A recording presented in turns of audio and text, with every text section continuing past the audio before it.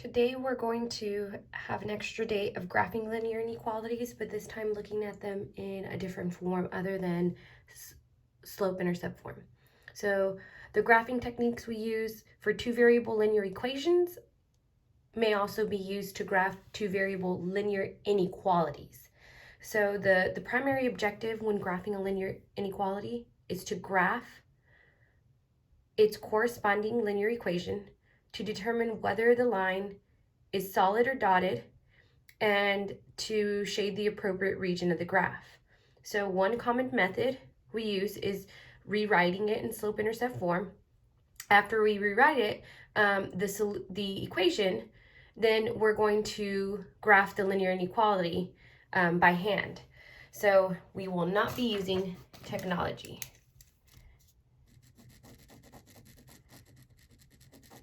So here in this example, we had 2x plus y is less than -3. In order to write this in slope-intercept form, you would need to move the 2x over to the right side by using subtraction. So it becomes y is less than -2x minus 3. So the rule here is to use your slope and your y-intercept. You start at -3 on your y-intercept, and you use the slope to plot more points. Down 2, right 1, up to left 1. So you plot enough points, and you know because your symbol is a less than, it's a dashed line, and you're going to shade below since it's a less than symbol. So you ask yourself, where are the values below -3 or less than -3? They are below, so we shade everything to the left. So any point in this area is a solution to the inequality. And so our process we're going to be using will be following the steps. First, we're going to make sure it's in slope-intercept form. We're going to graph several points from the linear equation using our y-intercept and our slope to move. A dotted line if it's less than or greater than or equal. If it's a y is greater than or y is less than, we use a dotted line. If it's a solid line, it's going to be equal to, and we're going to shade above if it's greater than or equal to, and shade below if it's a less than or equal to. So let's look at an example below.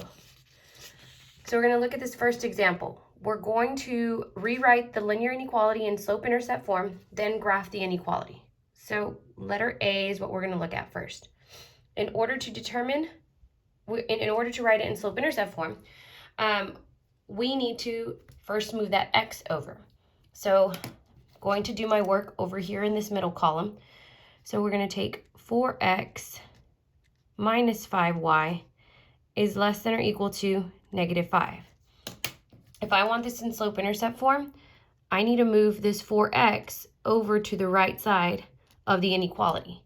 The only way I can move this 4x over is by using subtraction on both sides, and it goes away on the left. So you want to recognize that when I use subtraction, these two are not like terms. So I'm going to rewrite this. I'm going to bring down my -5y, bring down my symbol, and then I'm going to rewrite this since they're not in like terms. I'm going to bring down my -4x minus 5. It doesn't matter the order as long as you have the signs with them. From here, I need to undo multiplication between -5 and y. So the only way you can undo multiplication is by dividing. I'm going to put a division sign. Sometimes we get confused. It's a dividing by -5 throughout each of these terms. When you divide by -5, you need to go back and recall your rules. When you divide by a negative with an inequality, it will flip your symbol. So -5 divided by -5 is just my y. My symbol will now flip to greater than or equal to because I divided by a negative. -4 divided by -5 is a positive 4/5. It doesn't simplify. X. -5 divided by -5 is a positive 1. So this is rewriting my inequality in slope-intercept form, where I know that m is 4/5 and B is positive 1. So if my slope is 4/5, I'm going up 4, right 5, and I'm starting at positive 1. Let's go ahead and ask ourselves, are we going to have a solid or a dashed line? Well, looking at the inequality, no matter if you look at the original inequality or the inequality we solved for in slope-intercept form, since it's equal to, it's going to be a solid line. So now when we graph, we're going to use B, the y-intercept, to begin. So 1, we start at 1 on the y, and we use our slope to move. Up 1, 2, 3, 4, right 1, 2, 3, 4, 5. Now if I want to graph in the opposite direction, I go back to my starting point and go in the opposite of up 4, it's down 1, 2, 3, 4, and left 1, 2, 3, 4, 5. And because this is equal to, this will be a solid line. Now we just need to ask ourselves, where are we going to shade? Well, you have to be careful. You ask yourself in slope-intercept form where we will shade because it's in the correct form. So we used a solid line since it's equal to, and since this is y greater than or equal to, we're going to ask ourselves, at positive 1, where are all the values that are greater than or equal to positive 1? Are they above or are they below? Well, all the values that are greater than 1 are above. So that means we need to shade all of this area above.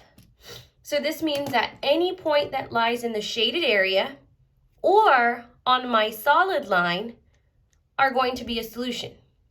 So here I can say,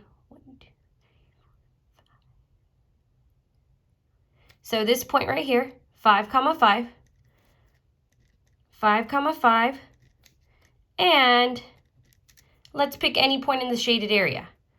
This is -3, -1. -3, -1, I'm sorry, -3, positive 1 are a solution to this inequality. But 0, 0 would not be a solution. So 0, 0 is not a solution. That's something extra that you want to be able to identify. Which ordered pair is a solution? Let's go ahead and do one more example. Example B, we have -2y is greater than 3x plus 4.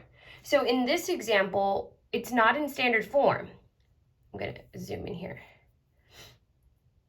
It's an in-between form. So here, x is already moved to the other side of the inequality, and all we have to do is one step here to get the y by itself. So I'm going to write the inequality off to the right.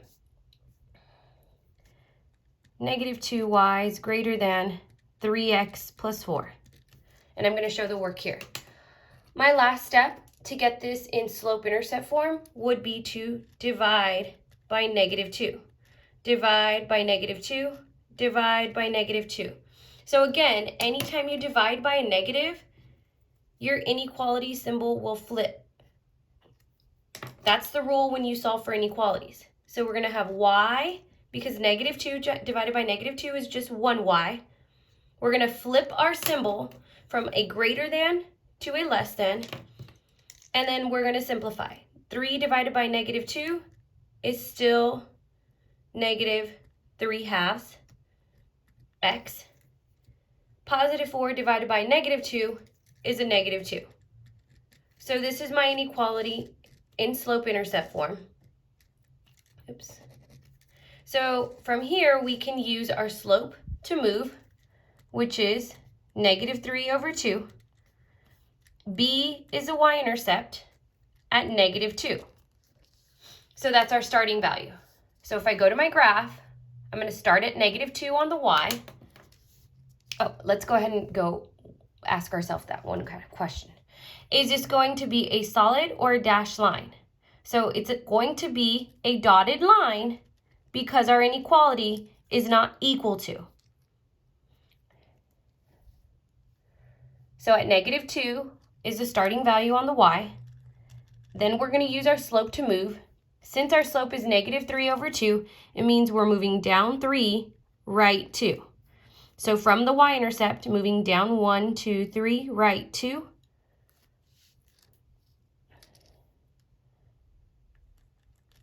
And if I want to plot points in the opposite direction, I'm going to use the opposite direction. So up 1, 2, 3, left 2. Up 1, 2, 3, left 2. So again, this is going to be a dotted line because it's not equal to. So I'm not going to connect my points.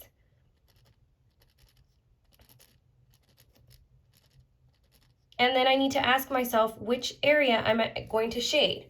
Well, since my symbol is a less than, since it's y's less than, we're going to shade below. So we go to our y-intercept and we ask ourselves, where are the values that are less than negative 2? Are they above or are they below? They're below. So we are going to shade everything below. That means all of this area is a solution to the inequality. So here I cannot say any point on the line is a solution since it's a dotted line, but I can say any point in the shaded area. So negative 2 is a solution. This is a solution, any point in this shaded area. So negative 2 is a solution. And then you can ask yourself, this time would 0, 0 be a solution? No, 0, 0 is not a solution. And I use 0, 0 as the origin because you're going to see that question a lot. So 0, 0 is not a solution. And remember, you can always test it by plugging in your points into your inequality. Now it's going to be your turn to practice.